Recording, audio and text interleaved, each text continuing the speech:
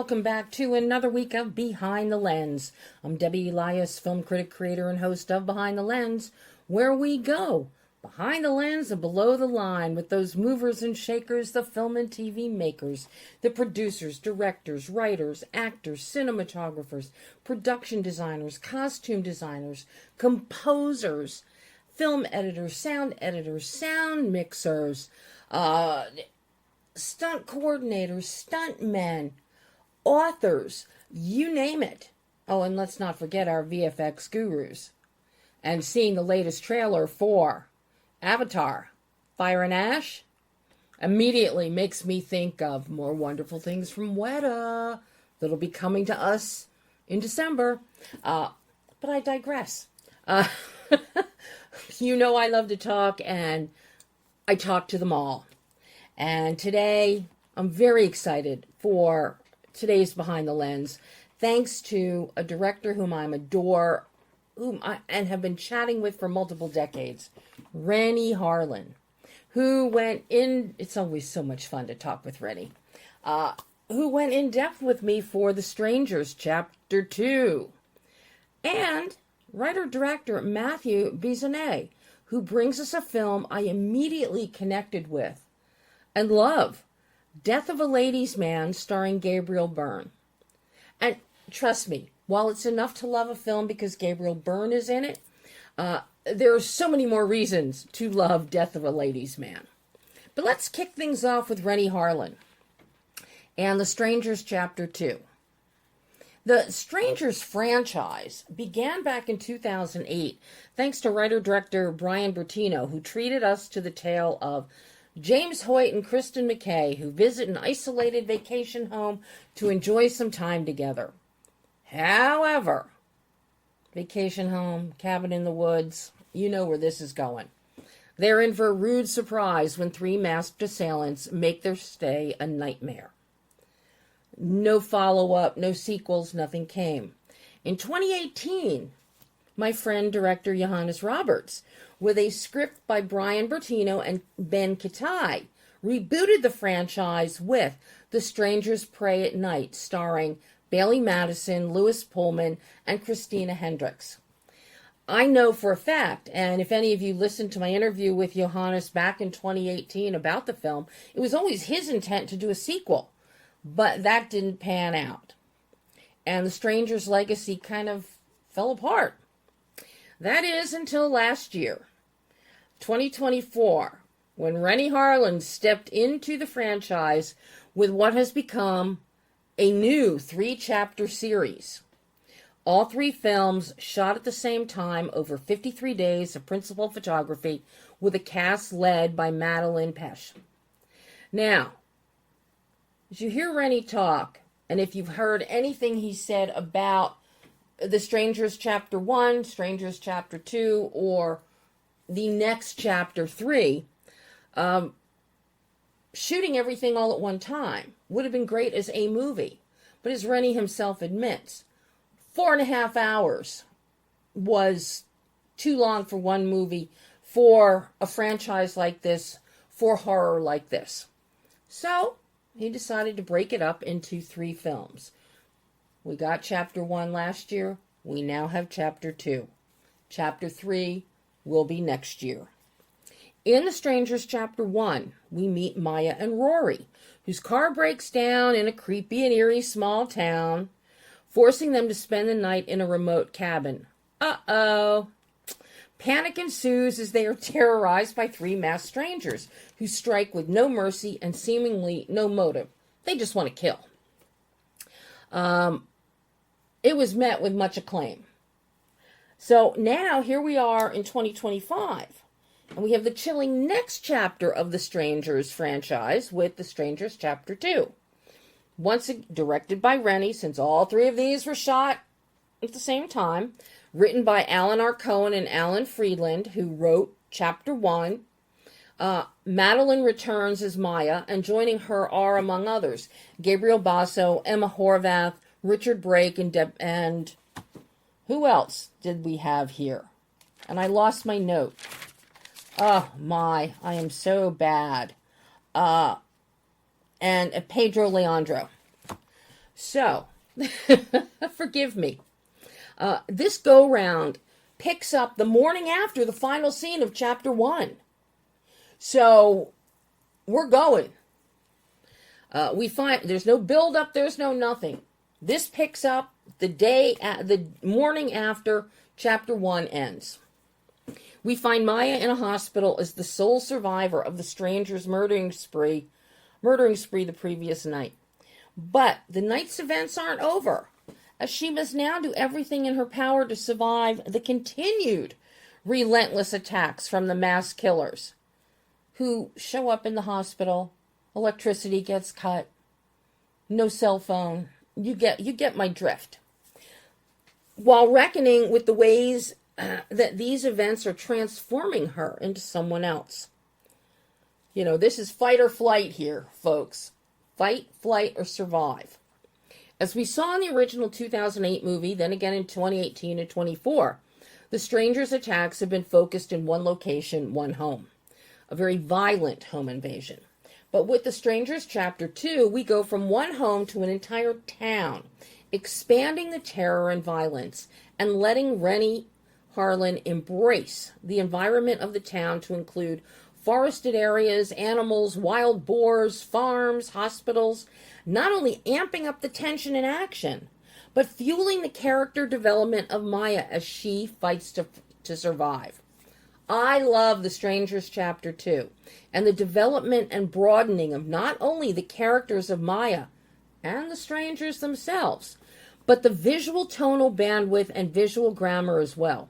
Renny uses all the tools in the toolbox to expand the story, from adding a tonally different and beautiful backstory to cinematographer Jose David Montero's more challenging, gorgeous, and textured lighting and lensing, to editor Michelle Harrison's rapier, edge-of-your-seat editing that showcases the ECUs and Dutching of Jose's impressive work, to composer Justin Kane Burnett's impeccable score, which adds tonal elements that connected to Chapter 1, but that are enhanced and expanded to musically embrace the wider scope of the story.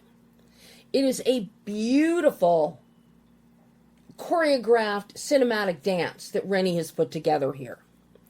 The Strangers Chapter 2 is all about survival for Maya, using her physicality and real environs to deliver a visceral movie-going experience. And visceral it is indeed. Just wait until you see the wild boar. Boom. I will say no more about that. It's always a pleasure and a privilege to speak with Renny. This time was no different, as we tried to cover as much filmmaking territory about this film as possible in what was a very brief interview. Now, I'm going on a rant here for a second. I must point out, as all of you, my regular listeners know, and readers know, both of you, I dive into the filmmaking process with my directors, filmmakers, artisans, and actors with a depth that you can't cover in 10 minutes. The majority of publicists know that and welcome lengthier interviews for their talent with me. And I know it's something that my readers have been talking about for over 40 years now, because in-depth makes them feel like they were part of the process, that they were there. And that's so important. And I think that helps invest people in film and in learning about film and not just rushing through a 90-minute movie. But as I said, the majority of publicists, welcome lengthier interviews for their talent with me. But this one PR firm in particular that happens to be handling this film does not and won't go beyond 10 minutes, which makes it very difficult. Especially when speaking with someone like Renny, and we've got a history and a backstory. So I apologize in advance for the brevity of this interview. It did not thrill me to only be given 10 minutes and 24 seconds, including a goodbye, to talk about this film, because there's so much to unpack. But even with a brief amount of time, I'm done ranting. But even with a brief amount of time, we dove headfirst into not only the evolution of the franchise, but the challenges, along with Renny's creative freedom in the second chapter. emphasizing the importance of real environments, particularly the forest, and the careful planning to maintain tension without dialogue, because there obviously Maya doesn't want to get caught. She doesn't even want to breathe, let alone talk. The masked strangers do not speak. So we go, the opening of the film, for the first 15 plus minutes, there is no dialogue at all. So it's very important from a directorial standpoint to tell your story and keep it moving. Even without dialogue, you've got to maintain that tension somehow, which is where your visuals come into play. Your score comes into play. And Renny breaks down the cinematography, including his use of extreme close-ups and extreme close-ups, for which he and Jose use special macro lenses, and which all helps enhance the visual storytelling. Going into the editing process with Michelle Harrison, Renny discusses its complexity, which required seamless integration of new and original material, because he does something here. He had a cut, then he went back and did what he calls enhancements. Didn't do any reshoots. Did some enhancements with creating a backstory. And then that had to mesh with not only chapter 2, but chapter 1. When you see it, I think you're going to really love it. It's very striking. Similarly, Justin Burnett's score had to expand to match the broader scope of the story, complementing the visuals without overtly signaling tension. The interview, this is insightful, enlightening, and entertaining. So take a listen as Renny Harlin discusses. Hi, Renny. Hi, Debbie. How are you? So happy to be chatting with you again. We didn't get to chat for chapter 1. We talked about the bricklayer, and you teased me about what I would see in The Strangers chapter 1, and boy, oh boy, you didn't lie. But now, we got chapter 2, and it's even better than chapter 1. I'm glad you think like that, because I agree. We were facing a real challenge in the first chapter, having to remake a classic and set up our whole trilogy, and I felt like I was freed from prison when I got into the second one, and really was able to dig deep into the character stories and go into a different kind of an environment and style of filmmaking. So I'm super excited about the second one, and I'm glad you agree that it's improving upon what we did before. Oh my God. And you and I have spoken so many times over the years about so many of your films. So for me to see this in your work, and especially you mentioned something key about the change in style with chapter 2. You and your cinematographer, Jose David Montero, oh my God, using the environment, taking us out into that forested area, this is spectacular.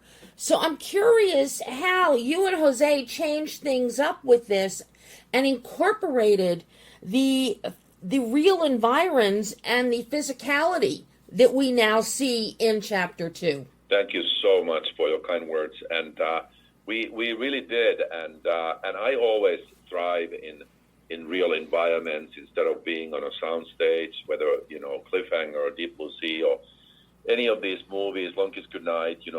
Shooting in harsh conditions outdoors somewhere. That's my favorite, and we really embraced this, and the landscape where we could spread our canvas.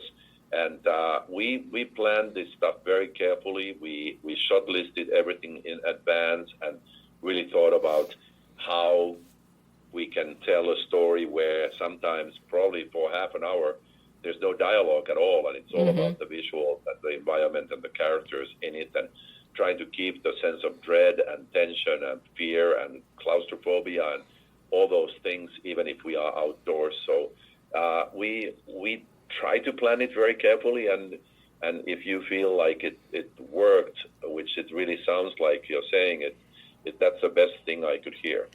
Renny, it works so well. I mean, we get a rich, saturated palette. The use of color is spectacular.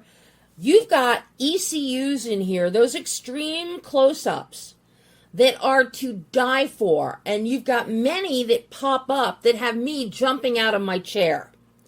Debbie, you're the best, Debbie, because it's like, it really is music to my ears, because you see the things that I'm trying to do. And a lot of people, like, whether they are experts or not, they don't necessarily pay attention to all those things, and that's human.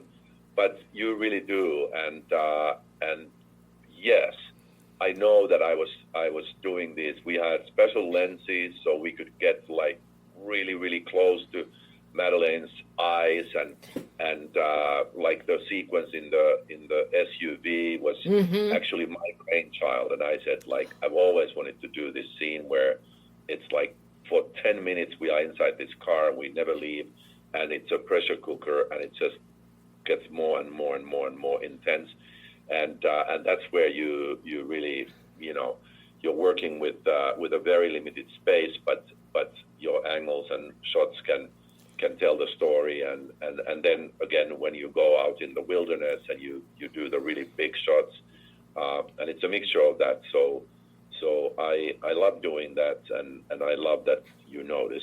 And that SUV scene truly is, and the fact that Jose moves the camera in closer and closer, and then you've got Michelle's rapier editing.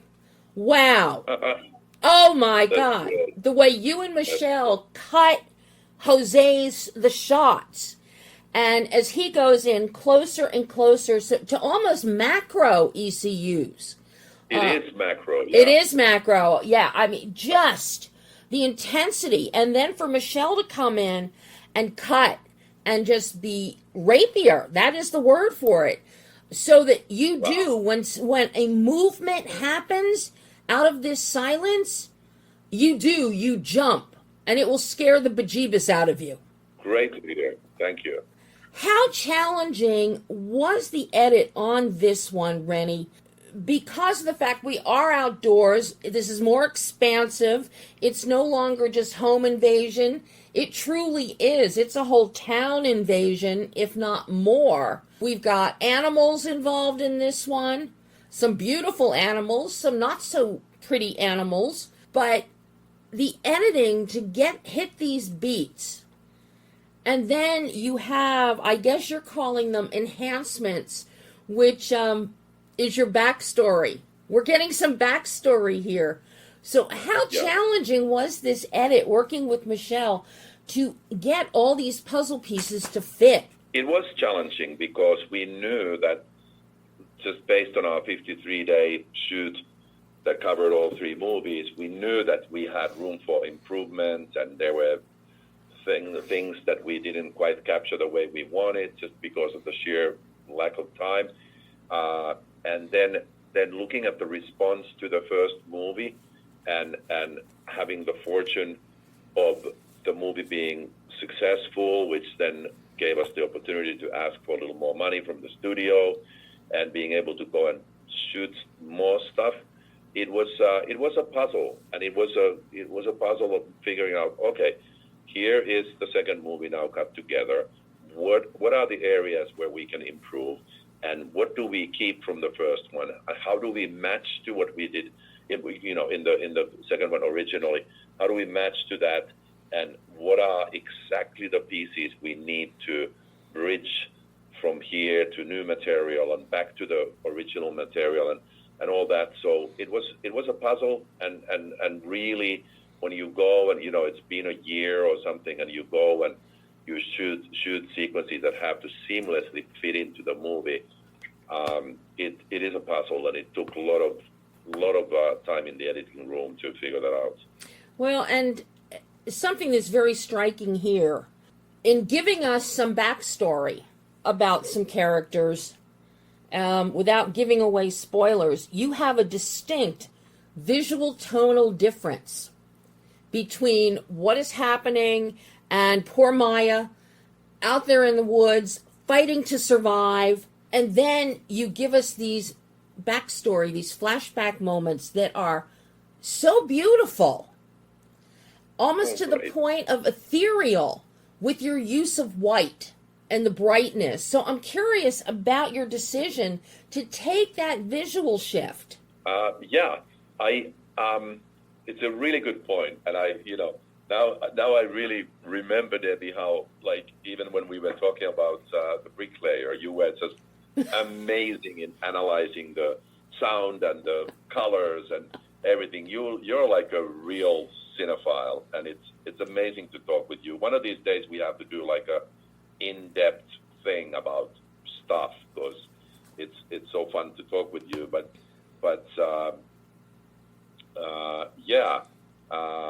it was definitely a decision. I didn't want to, do something like, okay, let's make the backstory bits black and white, or let's make them sepia toned, or let's make them grainy, or let's make them shaky or something. I wanted them to, on the contrary, I wanted them to be kind of like this, even if it's horrific, but it's in a way this idealized past. Mm-hmm. So we use some slow motion and very pretty light and whites and light colors, and like you said, it is kind of ethereal, and I wanted it to have that quality of kind of like the past. The reality is harsh, and the past was more beautiful, even if it was kind of horrific at the same time. Yeah, that's one of the very striking things, and it catches you off guard. And it really makes you pay more attention when you visually tonally shift that. And I absolutely love it. Now, I know they keep texting me, so I'm almost out of time, but I have to ask you about Justin's score for Chapter 2. I know Justin scored Chapter 1. Justin has scored Chapter 2. What were you looking for musically in this one? Because it feels a little more expansive to encompass this whole idea that we've widened out to the whole town now and a greater area in Maya's fight for survival. Yeah, absolutely. And where the score for the first movie was very built on just the atmospherics of the house and the situation, and almost sometimes like non-musical, I think that we wanted to, without going into any kind of a traditional classical melodic score, but still make it a little bigger and a little more epic, just based on the visuals, just based on the canvas that we were dealing with. We wanted to expand on it and open it up and make the world seem, I guess epic would be the word. So again, I think he did a great job in keeping the same universe that we created in the first book, but taking it to another level. Absolutely, and that's one of the beautiful things that Justin does with this music, and especially since we go 10-15 minutes with no dialogue. So you need something that's also going to help ratchet up the tension without sticking it in your face and saying, ooh, it's going to get scary here. And the music, it never does that. Well, they're going to make us hang up now, Renny. Thank you so much. Thanks, Debbie. Next time. It's been too long. I know. Hopefully next time we'll get a lot more time together. Absolutely. Thanks. I vote for that. Thanks, Renny. Bye-bye. Thanks. And that was director Renny Harlin breaking down The Strangers Chapter 2 while giving us a teensy hint about Chapter 3. The Strangers Chapter 2 is currently in theaters. Go see it on the big screen. It is fantastic. And stay through the credits, because there's a sneak peek into Chapter 3 that had me gobsmacked when I saw it. By the way, as Renny said in this interview with me, we will be setting up a time to do a lengthy sit-down about cinematic, quote-unquote, stuff, as Renny calls it. And I look forward to that. And, of course, when we do, all of you will get to hear it right here on BTL. Now, going from horror and terror to almost the other end of the cinematic spectrum, now let's take a look at Death of a Ladies' Man with writer-director Matthew Bissonnet. Described as a lyrical dramedy, Death of a Ladies' Man is poetic, emotionally charged, infused with the music and spirit of Leonard Cohen, and tackling multiple themes that evoke heartbreak, absurdity, and hope. Gabriel Byrne stars as the hard-drinking, twice-divorced Professor Samuel O'Shea, whose life seems to be going in the toilet. First, he starts seeing things: Frankenstein at a bar, strangers breaking into Leonard Cohen songs, conversations with his long-dead father, Ben O'Shea, a waitress with a tiger's head. He chalks it up to stress, but a terminal brain tumor diagnosis sends him reeling into a surreal, darkly funny odyssey through memory, regret, and an unexpected romance in Ireland. Retreating to his family's remote Irish cottage, Samuel tries to write the novel he's always avoided, and instead begins rewriting his own story. Despite some of the themes, or maybe because of some of them for the bulk of the film, I had a smile on my face watching this. Quite possibly because I've known men over the course of my lifetime who were in many ways very much like Gabriel's character of Samuel. So I had touchstones right off the bat. But in terms of the themes that Matt's talking about in the film, we see a father-son, father-daughter, husband-ex-wife, husband and ex-wife number 2 relationships, punctuated by self-doubt, the refusal to growing up or growing old, conversations with his own father, who may or may not be with us. And part of all of that refusing to grow up or grow old often involves drinking copious amounts of alcohol. So, they've got perpetual hangovers and are essentially functioning alcoholics, destroying all of the relationships in their lives.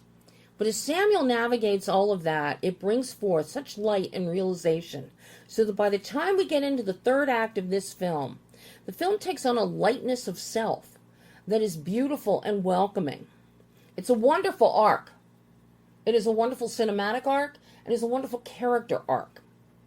And then peppered throughout this tale is a brilliant performance by Gabriel Byrne. The Leonard Cohen music, and in this interview with Matt, we talk a lot about the Leonard Cohen music and how he chose which songs he wanted to use. And then there are spectacular, surreal musical numbers. And yes, folks, you really will see an ice hockey team skate ballet on ice. I kid you not. And it's fantastic.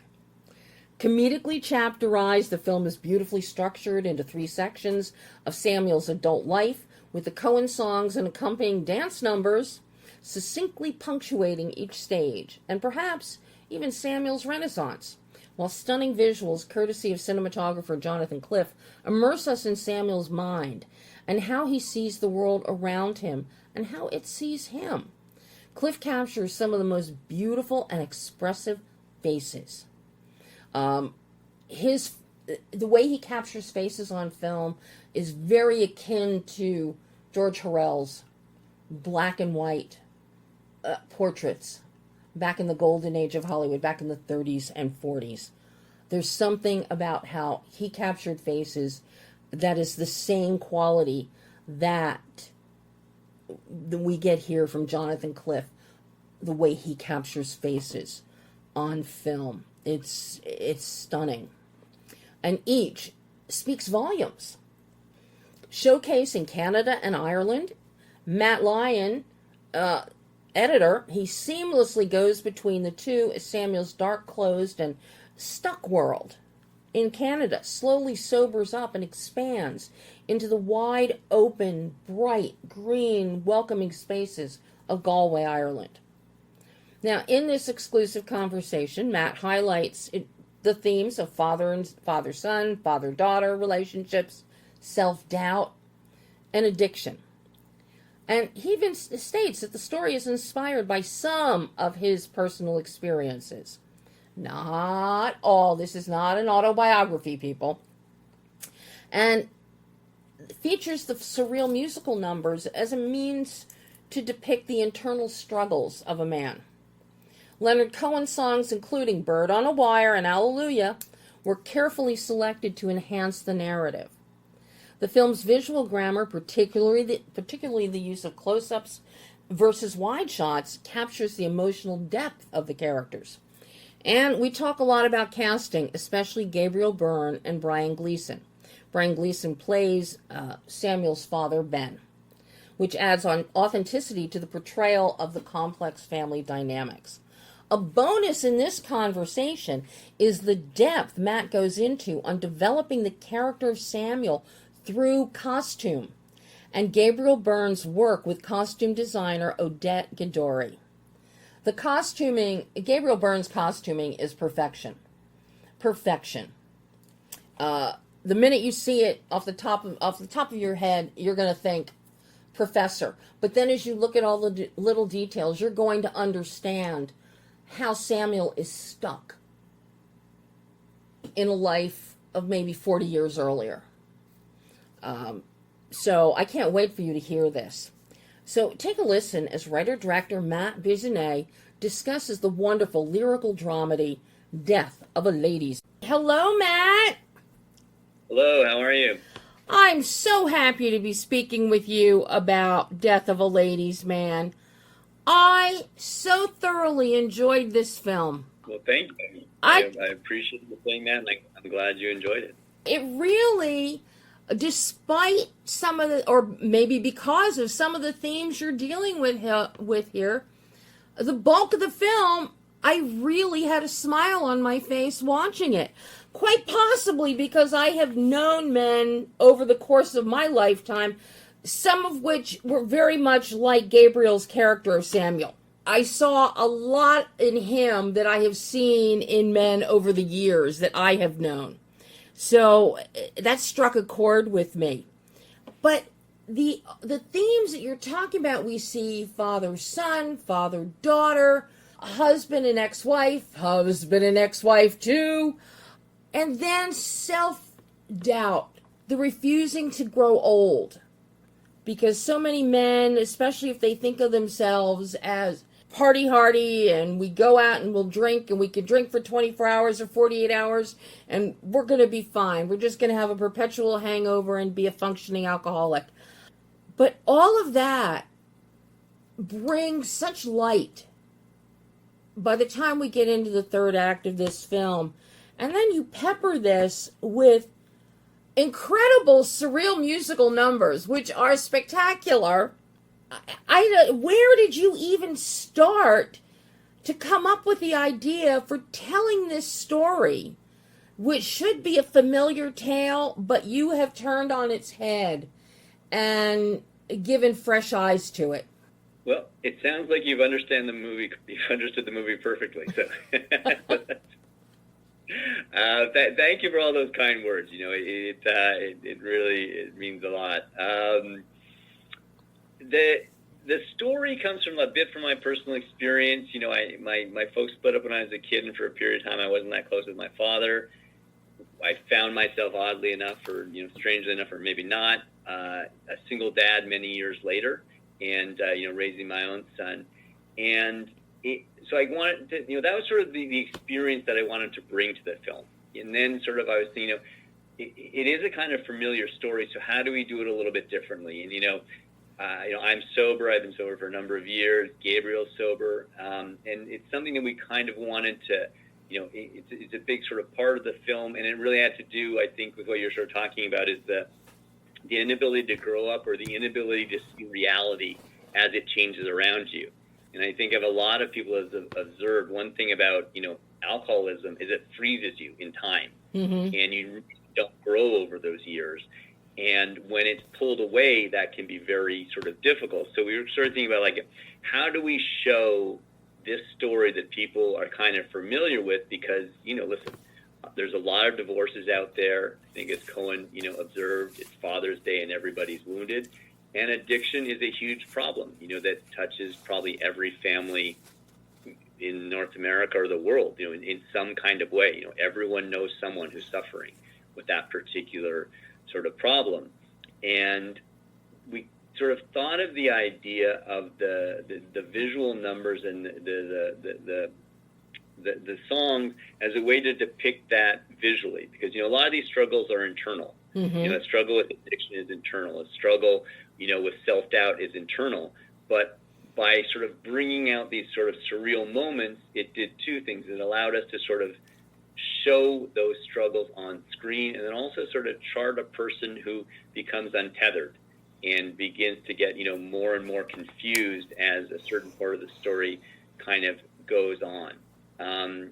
And then, I remember one time we were out in Ireland and Gabriel came up to me and he sort of said, why are we doing all these musical numbers? And I said to him, and I had felt this very strongly, that I wanted there to be a sense of joy in the movie.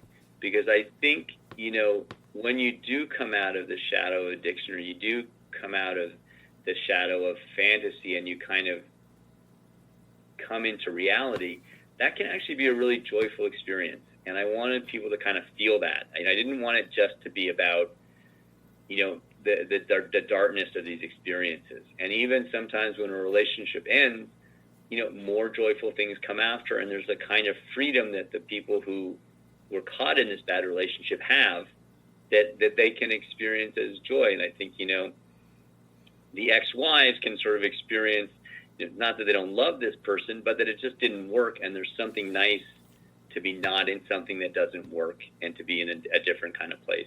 And I think the same sort of holds true for the relationship with the kids, that, you can have a new relationship. Things can improve, things can get better. And I wanted the film to have that sense, because I think, one thing that cinema is very good at is hope. Mm-hmm. And I am a firm believer in hope. I mean, I'm a believer in two things: reality and hope. And I wanted the film to have both of those elements. So, yeah. Well, I think you definitely succeeded with that, Matt. I just love the musical numbers. Hockey players on ice doing ballet, I am there for that. Yeah.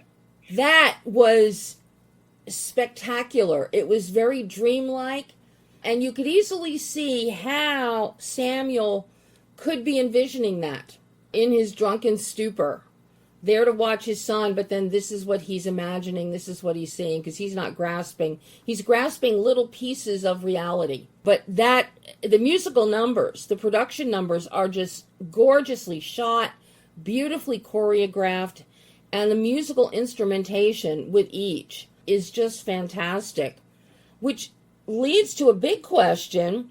How did you pick the Leonard Cohen songs that you used in this film? You got plenty to pick from. Yeah, that's an interesting question. Some of them, when I was writing it, I knew that these would be the songs we would use. And I knew we would use Bird on the Wire in that dance sequence, just because it's such an iconic song for him, and it's such an iconic Canadian song that I thought it would be sort of funny to have it play as the national anthem. I just thought there was something about that was very kind of interesting and funny. Other ones, I thought there was a song that we would use, and then we would sort of, obviously the choreographed dance numbers, we knew it had to be the specific song. Mm-hmm. So we listened to a bunch of them. We kind of would think about, what do we want to convey here? So one is what's this song about? And then also just, what's its tempo? When we started off, because it's the first one with Bird on the Wire, we kind of wanted to ease into it. And I think as we sort of moved along, we started to use songs that were had a bit more, not just a quicker tempo. Just so you sort of had that kind of, feeling conveyed. So those are the kinds of things we were thinking about when and then also just honestly, which songs do we like? And we wanted some to be kind of, very recognizable, and then we wanted some to be a little more obscure and to sort of be a bit more of a deep cut, just to kind of keep it interesting. And then, obviously we use Hallelujah in the film, and we sort of set out not to. But that particular sequence, I had a different song in mind. We used it in the editing room. It didn't seem quite right. We tried a bunch of different songs, and eventually one of the producers said to me, why don't you just try Hallelujah here. I know it seems a bit on the nose, but maybe that's interesting. And as we used it, that sort of, I kind of found, I love the song, but I also found there's sort of a kind of interesting, kind of funny component to it, using it, this most archetypal song at this sort of very archetypal moment in the movie. So, a lot of it was planned, and then some was trial and error, as life often is. Well, I think the song selections are absolutely beautiful, and I like the progression of energy that we get as we move through the film and the 3 chapters, and the music has a lot to do with that. As does, I'm curious, because you also have score underneath the song, the individual needle drops. So I'm curious about your selection of Stephen Rennicks as your composer to come up with a score that would tie everything together. The whole idea, the Irish background, the Irish themes, which, by the way, I absolutely love your location in Ireland. But I'm curious how you worked Stephen Rennick's score into this film and what you were looking for there. Yeah, I mean, he had done a movie called Frank that I really liked a lot, and I really liked they had blended music and score in that film. And Stephen, I think, came from a band background, and I sort of played in bands when I was a kid. And on my earlier movies, I worked with Mac McCon from Superchunk and Portastatic. So I kind of gravitate towards composers that have a kind of band background, because I'm also very much a song guy, and so there's something about that I kind of feel I do use a lot of songs in my movies, and I guess at some level I kind of feel like they'll kind of understand that because they're songwriters as well as composers, and they can kind of understand how to blend those kinds of things. And I think, listen, Stephen, we met in Ireland, we went for a walk along the canals, talked for an hour or two, and then I came back to Montreal. I edited the film, started sending him cuts, and just from our conversation about movies and about sort of scores we liked and bands we liked, and just also about life and whatever addiction. Everyone's got an addiction story, so we talked about those kinds of things. He just had an understanding of the material, and he went out and wrote these kind of beautiful pieces to join it all together.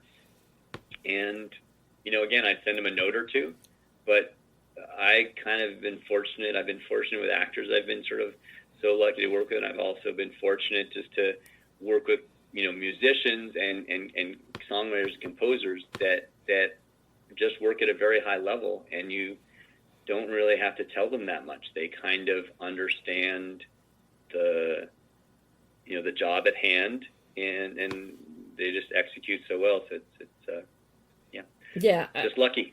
I love the musical component of this film, Matt. It really is wonderful. But something else is very wonderful here.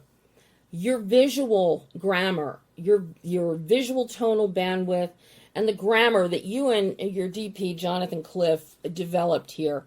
Faces. He does such a beautiful job capturing faces, and particularly with Gabriel Byrne, as he's going through these different stages of these different chapters that we're looking at here. I love how the two of you capture faces, and especially Gabriel's. What were you looking for to create a visual grammar here? Yeah, I mean, we're kind of a student of the old Chaplin saying that, life is a drama, a tragedy in close-up, and a comedy in a wide. And I think that's sort of one thing we're very conscious of in the film is, in some ways there's a kind of simplicity to it. If you listen to the story, is like when the character is experiencing some sort of emotional thing, you just want to be as close to them as you can, and allow them to do what they're doing, and just kind of be as kind of honest as you can in photographing that. And then in sort of the, like we call the more joyful or the more comedic moments, you do want to be wide, and you want to allow those things to kind of play out and stretch their legs, as it were. So, in terms of the actors, again, sort of in the same way I've been lucky to work with really great musicians, I've just been lucky to work with really great actors. And they have done all the work. So when they show up on the day, they're going to deliver, and you just want to be there to be able to record it. And obviously, Johnny and I have, certain things that we like visually, and we watched a movie or two, but mostly just talked about that, and some photographers that we kind of admire or that we kind of like, we respond to their work. And you're just trying to, photograph it in a way that's meaningful to you. I think that's sort of a thing that I believe in filmmaking, is that if you gravitate, just stay with the things that you like and that you're interested in, that's going to translate overall into the movie. I think you need to really care and be passionate about all the aspects. And, we really care about photography, so we want them to be photographed in a certain way, as long as we're kind of, capturing what the actors are doing, because that's 95% of what we're doing is, is what they're doing. Yeah, the visuals tell a story. And I love the grammar that you developed for this. And your Ireland shoot, wow. Talk about some spectacular vistas there. I want to go. Oh, listen. Yeah, Galway, Ireland's beautiful in general, but the West Coast is really quite special. Oh, my. I didn't know it that well when I went, and we had gone there in November and spent a week and looked around and just sort of drove around to various towns. And it was a nice time to be there because there aren't that many people. And then we went back in June to shoot, and it's just... It's really, really beautiful out there. It's also quite remote, so it's really a special place. And it was, and the crew was amazing.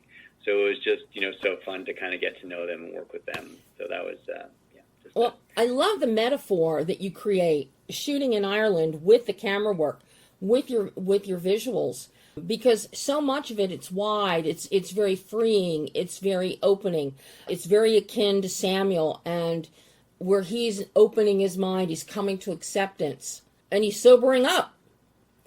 So, so the world is getting bigger for him. You've got so much visual metaphor here that is just joyous to see.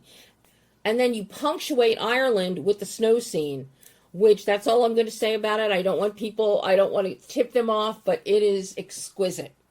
Exquisite. Everyone like... So. Yeah, we don't want to ruin that, because it will take your breath away when you see it. It is that beautiful. Now, your casting here is so key. You've got Gabriel, but this is a film where I can honestly say it's a contemporary film, but the costume department is key in creating the character of Samuel. I got to tell you, what Odette came up with the jewelry, with the heavy, clunky silver rings on 3 or 4 fingers on each hand, and ascots, and then scarves on top of silk ascots. What were you looking for to define Samuel through his wardrobe? Because I got to tell you, immediately it jumped out at me that he was stuck back in the 60s or maybe the 70s, and had those Hugh Hefner kind of inspired, publicity photos in his mind, thinking that's the cool way to look, because it's fantastic and it tells us so much about the character of Samuel.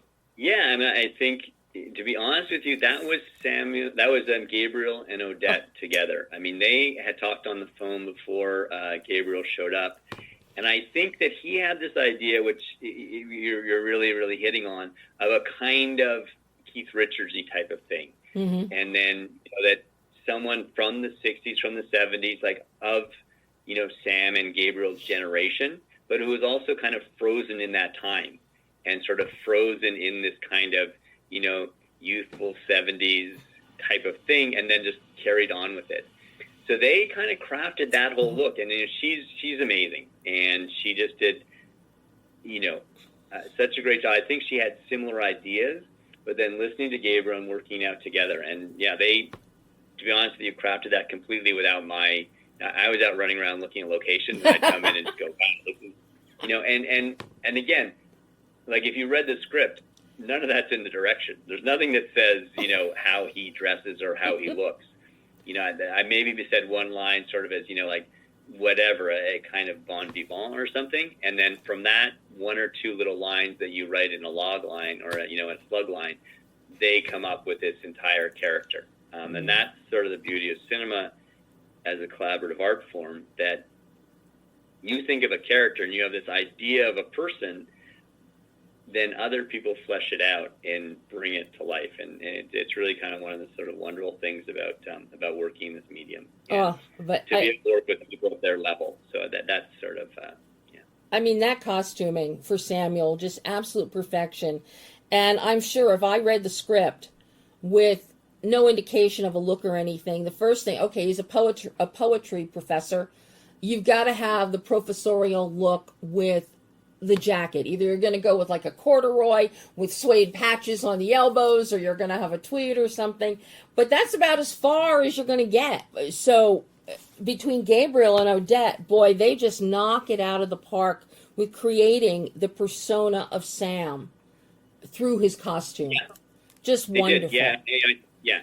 You see him, the first moment you see him, you're like, oh, I understand this person. Yeah. I know. And I think that's, listen, you can judge books by their covers. Yeah. I think we all know that. I think we're all aware of that. You certainly can. Well, I would be remiss not to ask you about the casting process. Once you get Gabriel and you're building this, I have to commend you on bringing in Brian Gleason to play his father, Ben. And, of course, Antoine Olivier Pilon as his son, Leighton, is wonderful. Yeah. Their chemistry, I don't know which chemistry I like more. Gabriel and Brian working together as father-son, or Gabriel and Antoine working together as father-son. Just amazing casting. Listen, Gabriel was the first person that came on, and we had met in New York about 2 or 3 years before the film got shot, and he had read the script and we talked about it and had a good 2 or 3 hour discussion about the film, but also about life and addiction and divorce and all these kinds of things. And so once he came on, we had a sort of sense of once you have that key person, you then start to think about who can all the other actors be. And I'm a big cinema fan. I watch a lot of movies, and they were all people that I had seen be so good. And so then, once you sort of see someone be that good, you're like, well, wouldn't it be so wonderful to have them in one of our films? And luckily enough, as we kind of went down, whether it was Suzanne or Brian or Antoine or Carole, they all sort of said yes. And we were just super fortunate in that way. And I think it is very interesting because the relationship between Gabriel and Brian is very different than the relationship between Gabriel and Antoine.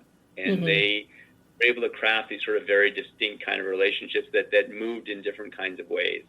But I think all those three guys, and I know this from talking about them, have thought a lot about, a relationship between a father and a son, as I think, most fathers and most sons do. And they were able to kind of take their personal experience and then fuse it into the characters and just kind of create these dynamics that, again, I wrote something on a page, but what they kind of bring to it is at another level entirely. So that's just the luck of being able to work with, people that are very, very good at what they do. And of course, the father-son dynamics are totally different than how we see Samuel interact with his daughter. There's always a special dynamic between fathers and daughters. And this is a very interesting one that unfolds here in Death of a Ladies' Man. Was there something particular that spoke to you in creating this relationship that Carole and Gabriel then just ran with? Yeah, I mean, I have a daughter now, but when we made the movie, she would have only been 2. So it was definitely, I had those sort of feelings of how, a father would sort of feel for a daughter. But having, I've got a lot of really close friends that are women and I grew up with, and I could sort of see some of their relationships with their fathers. And that's sort of probably what I was thinking about. I mean, I think when you're thinking about relationships and characters, a lot of times you kind of want to I at least drawn something I've seen that seems real, and then sort of fit it into, a narrative and some characters. So that's sort of I had a sort of feeling for how that relationship should be, but then of course Gabriel and Carol brought their own sort of special magic to it and kind of elevated it, because a lot of that kind of stuff, there's words on the page, and then there's the way actors look at each other or don't look at each other, or play off each other, which really brings the whole thing together. And I think there's a number of scenes, particularly this scene with the tiger lady, that the conversation that they have after, I think in one scene in a way sets up a lifetime between the two of them. I have to say that the tiger lady had scene, I just love the look on Carell's face when she goes, "Dad, are you okay?" And you don't normally expect the child to ask a parent if they're okay, even when they're adults. But the looks on both their faces that Jonathan captured, just priceless. But immediately when she asked her father, you get a deeper understanding of this relationship that they have, and it's at a precipice itself. All the Samuels relationships are at a precipice in this film. And you really deliver on that. You deliver on it, and you bring us to an ultimate conclusion that is priceless. Absolutely priceless, Matt. This is just an incredible movie. So thoughtful, so profound, entertaining. It makes you laugh, it makes you cry, but it touches the heart from beginning to end. So well done, Matt. Well, thank you very much for those very kind words. I really, I do appreciate it. So, yeah. And you seem to have understood the film perfectly. So, I'm glad. That makes me happy when I see the director's vision, and they have achieved what they wanted. Matt, I can't thank you enough for taking time to talk with me today about Death of a Ladies' Man. Wonderful job, and I can't wait to see what you do next. Well, thank you. I appreciate you taking the time. And yeah, there's a couple of things that we have on the go, so hopefully we'll be talking again sooner than later. I certainly hope so. Thank you, Matt. Go have a wonderful rest of your day. You too. Thanks much. And that is all the time we have today. Check out The Strangers Chapter 2 and Death of a Ladies' Man. Both are now in theaters. Next week, you're going to hear from Devin Montgomery talking about his debut narrative feature directorial, Monsters Within, and the incredible Lisa Brenner, who adds writer and producer to her already lengthy acting resume with One Big Happy Family, which is also dedicated to the late Linda Lavin, whose performance is not to be missed in this film. So, until then, I'm Debbie Elias. This is Behind the Lens.